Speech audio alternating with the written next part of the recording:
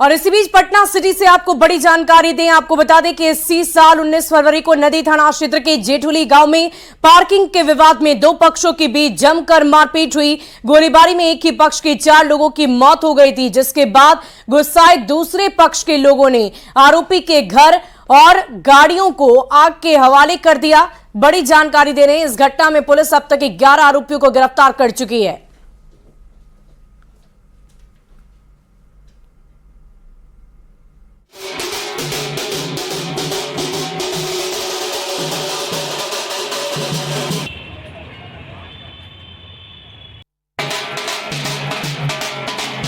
जब्ती की गई है पुलिस की तरफ से। ये तस्वीरें हम आपको दिखा रहे हैं। 19 फरवरी 2023 को हुआ था जेठुली कांड। पार्किंग के विवाद में हिंसा भड़क उठी थी, जिसके बाद इस पूरी वारदात को अंजाम दिया गया है। पटना सिटी की ये तस्वीर हम आपको दिखा रहे हैं। एक ही पक्ष के 4 लोगों की मौत हो गई। जेठुली कांड में फिर से एक्शन मोड में है पुलिस। फरार 8 आरोपी के घर सरेंडर का इश्तेहार चिपकाया गया है।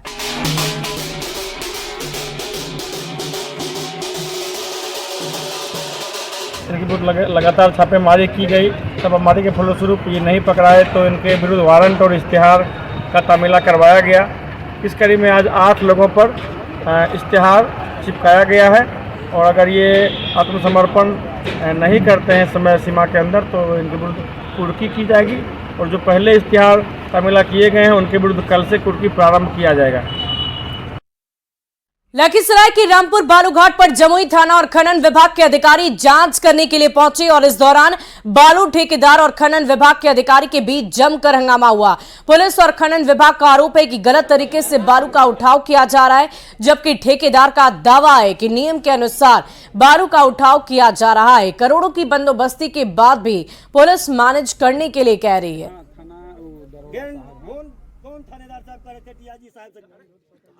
हमको सूचना मिला तो हम आए यहाँ पे। उसके बाद आए, उसके बाद जब हुआ कि यहाँ थोड़ा एरिया का डिस्प्यूट होने लगा तो फिर लखीसराय के भी माइनिंग इंस्पेक्टर आए। फिर हम लोग एरिया देखे। आप जमुई के माइनिंग इंस्पेक्टर? हाँ, जमुई के हैं। वो भी देखे, उनके सामने लैटीट्यूड लॉन्गिट्यूड लिए, उसका रिपोर्ट बना के हम लोग दे रहे हैं। दबाव बहुत दिन से पड़ रहा था कि भाई यहाँ आपको मैनेज करना है, तो हम यहाँ बिजनेस सही तरीके से कर रहे हैं तो किसी से मैनेज क्यों करें। और यहाँ पे गाड़ी, यहाँ आके गाड़ी पकड़ा, जितनी भी गाड़ी था आप देखे थोड़ा देर पहले यहीं सब गाड़ी खड़ा था और ट्रक भी यहीं है जो बिना नंबर प्लेट का सारा गाड़ी था।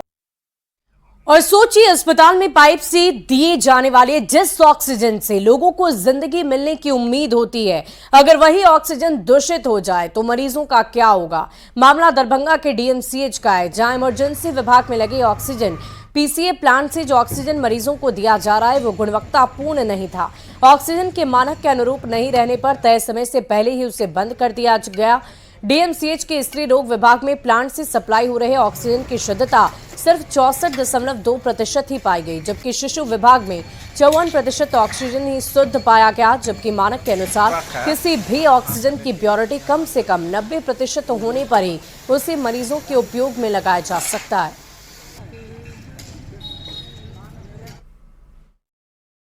डीएमसीएच में 3 पीएसए प्लांट लगे हुए हैं, जिनमें से एक प्लांट इमरजेंसी या ओपीडी के परिसर में भी है। और भारत सरकार के निर्देशानुसार, स्वास्थ्य विभाग के निर्देशानुसार 24 नवंबर को एक मॉक ड्रिल लेना था इन प्लांटों का।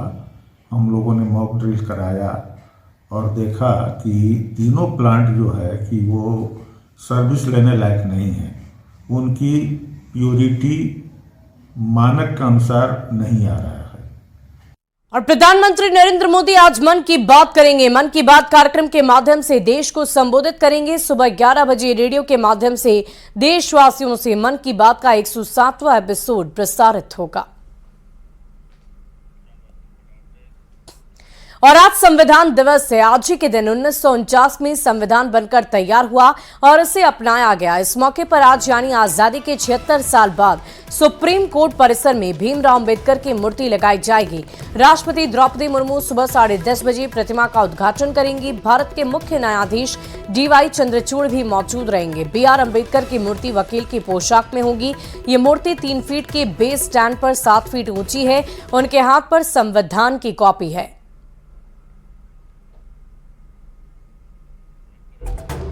तो सुप्रीम कोर्ट परिसर में आज अनावरण होगा, तस्वीरें हम आपको दिखाएंगे। और आज द्रौपदी मुर्मू पहुंचेंगी सुप्रीम कोर्ट, वहीं पर भीमराव अंबेडकर की मूर्ति का अनावरण किया जाएगा। आपको बता दें कि आज ही के दिन संविधान दिवस मनाया जाता है। 26 नवंबर 1949 को हमारे संविधान को मंजूरी मिली थी और सुप्रीम कोर्ट के परिसर में भीमराव अंबेडकर की मूर्ति लगाई जाएगी। राष्ट्रपति द्रौपदी मुर्मू अब से कुछ ही देर बाद यानी कि सुबह 10:30 बजे के आसपास सुप्रीम कोर्ट परिसर पहुंचेंगी और भीमराव अंबेडकर की मूर्ति का अनावरण करेंगी। और देखिए, बिहार में पकड़वा विवाह के एक मामले में पटना हाईकोर्ट ने बहुत ही अहम और कड़ा फैसला सुनाया। हाईकोर्ट ने 10 साल पहले हुए पकड़वा विवाह को रद्द कर दिया है। हाईकोर्ट के फैसले पर आवेदक सेना के जवान ने खुशी जताई है। आवेदक रविकांत नवादा के रेवरा गांव के रहने वाले। साल 2013 में उनकी पकड़वा शादी करा दी गई थी। वंदना कुमारी से उनकी जबरन शादी हुई, जिसके बाद रविकांत ने न्यायालय की शरण ली थी। निचली अदालत ने रविकांत की याचिका खारिज कर दी थी, लेकिन उच्च न्यायालय से आखिरकार उन्हें इंसाफ मिला है। पूजा के लिए गए थे, वहाँ से हमें किडनैप किया गया और उसके बाद मंदिर में वहीं पे शादी करवा दिया गया जबरदस्ती। कोर्ट का फैसला आया और जो सच्चाई था वो आया और हमें उस चीज़ से अभी खुशी है। और उत्तरकाशी टनल में फिलहाल ऑगर मशीन खराब होने से हॉरिजॉन्टल ड्रिलिंग का काम रोक दिया गया है। मशीन को काटकर अब बाहर निकाला जाएगा। उसके लिए हैदराबाद से प्लाज्मा कटर मशीन मंगा ली गई है। बड़ी जानकारी आपको दे रहे हैं, इस मशीन को मंगाया गया है। मुख्यमंत्री पुष्कर सिंह धामी ने कल हाई लेवल मीटिंग की, जिसके बाद वर्टिकल ड्रिलिंग का काम भी शुरू हो गया है। एनडीएमए के मुताबिक अभी 2 तरीके अपनाए जा रहे हैं और तीसरे तरीके को भी आजमाया जाएगा। एनडीएमए के अनुसार ऑपरेशन लंबा खिंच सकता है और इसीलिए मजदूरों को मनोबल बढ़ाया जा रहा है। उनके लिए गेम्स खेलने के लिए कुछ मोबाइल फोन अंदर भेजे गए। एनडीएमए के अनुसार आज ऑगर मशीन ठीक हो जाएगी और उसके बाद मैनुअली खुदाई का काम होगा और मशीन से पाइप को पुश करने का काम किया जाएगा, जिसमें कुछ वक्त और लग सकता है। टनल के अंदर अब भी 41 मजदूर फंसे हैं और सबकी हालत ठीक बताई जा रही है। तो सील के आरा टनल को लेकर ये बड़ी अपडेट आपको दे रहे हैं। एक बार फिर से ऑगर मशीन से हो रही खुदाई की वजह से अचानक ही ऑगर मशीन के कुछ पार्ट्स टनल के अंदर फंस गए, जिसे निकालने की कोशिश अब की जा रही है।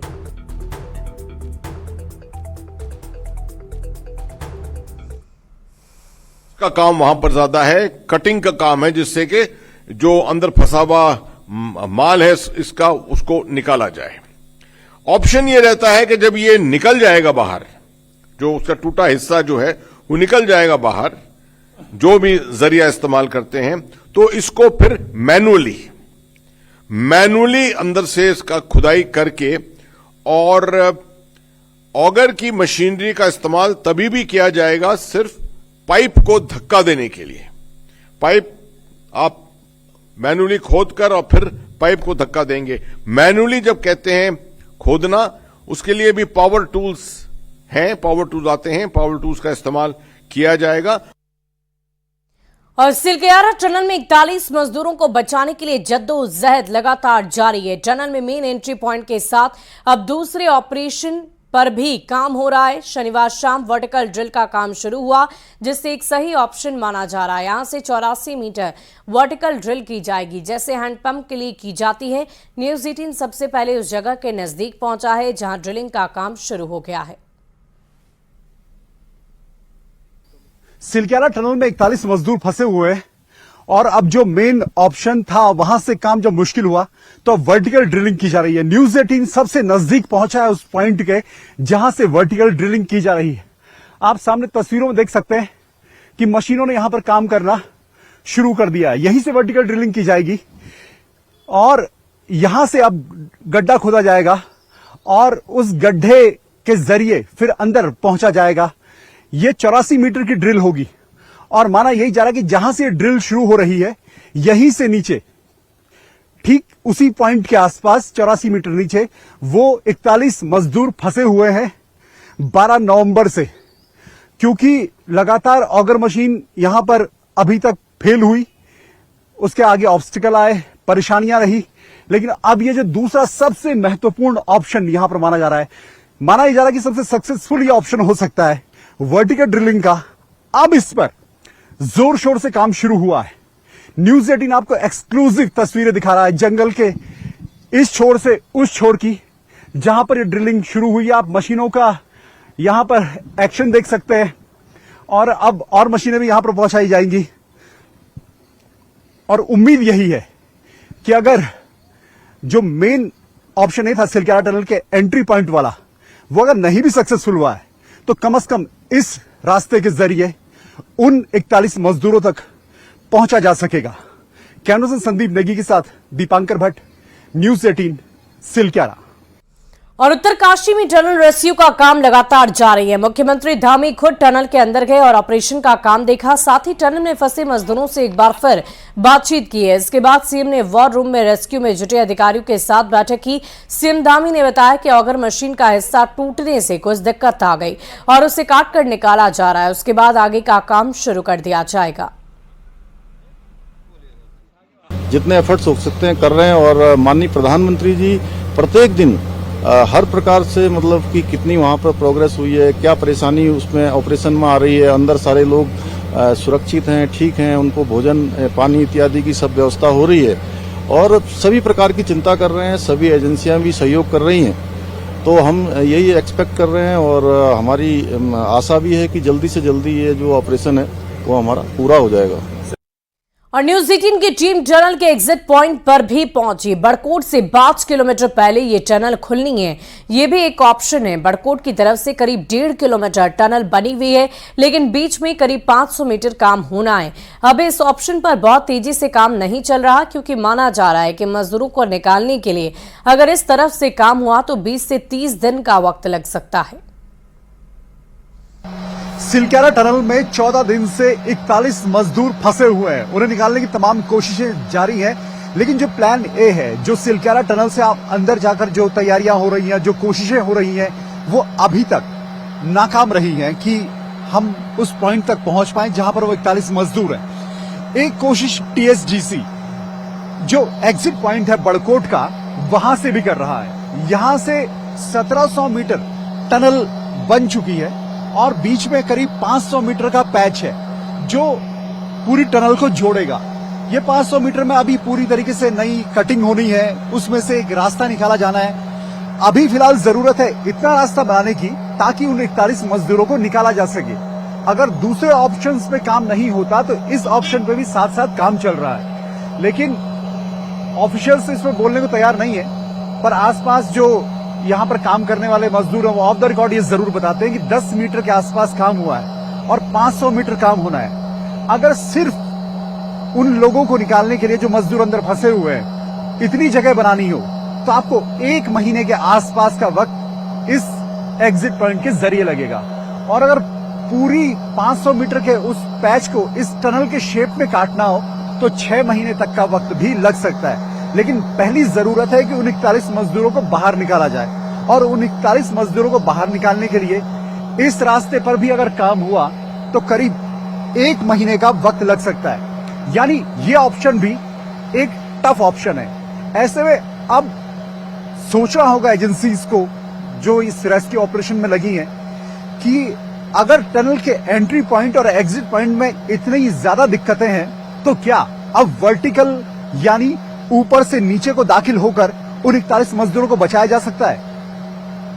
14 दिन बीत चुके हैं और 41 मजदूर अभी भी इस टनल के अंदर फंसे हुए हैं और हर बीतते दिन के साथ चिंता बढ़ती जा रही है। कैमरा पर्सन संदीप नेगी के साथ दीपांकर भट्ट, बड़कोट। और उत्तरकाशी टनल हादसे के बाद सवाल उन प्रस्तावित टनल पर भी उठ रहे हैं जहां टनल बननी है।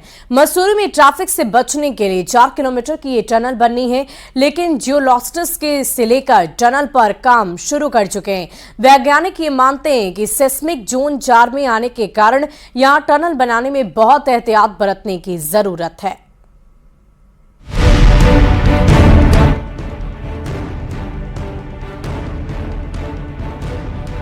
मसूरी में टूरिस्ट सीजन में लगने वाले जाम से बचने के लिए 2 लेन बाईपास टनल बननी है।